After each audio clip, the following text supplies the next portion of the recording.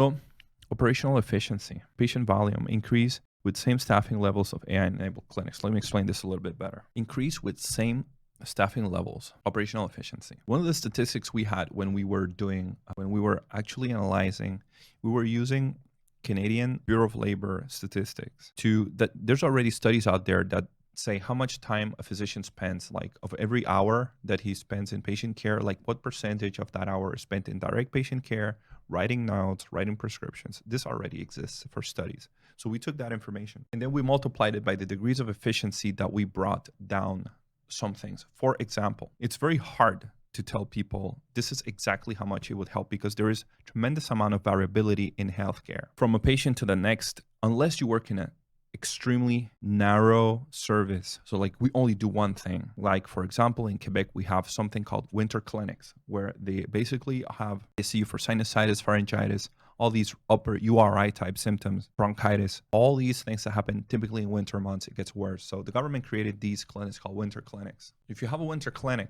it's easier to measure these things.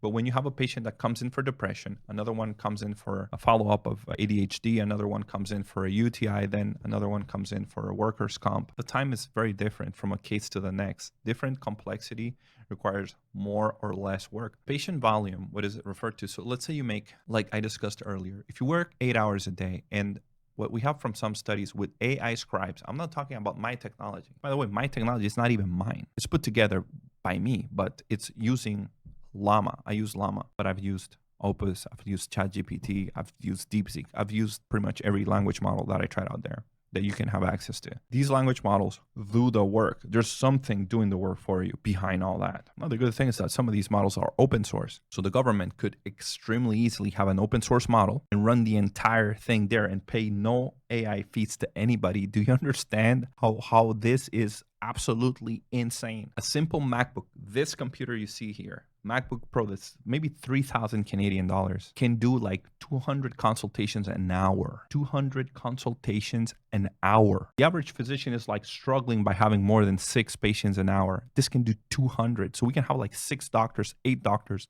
easy. Everything done for them through an AI. The AI is installed in the computer on a private server. So this is where we're going to, okay? Operational efficiency.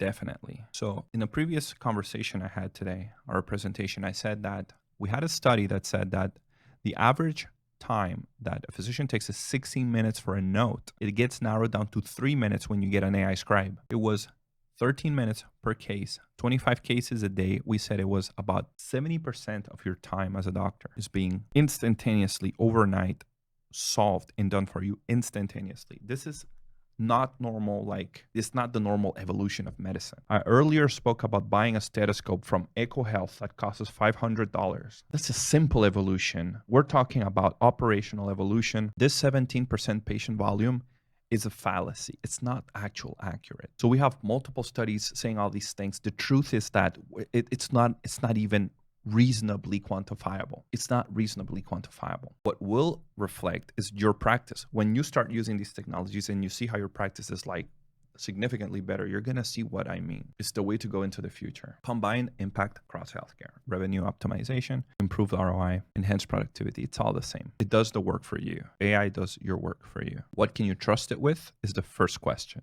What can you do for me that's reliable? So this is where you either see it, you have to see a demo, or you look at technologies yourself and you can build it yourself through things like MyGPTs, which is another method that you could use.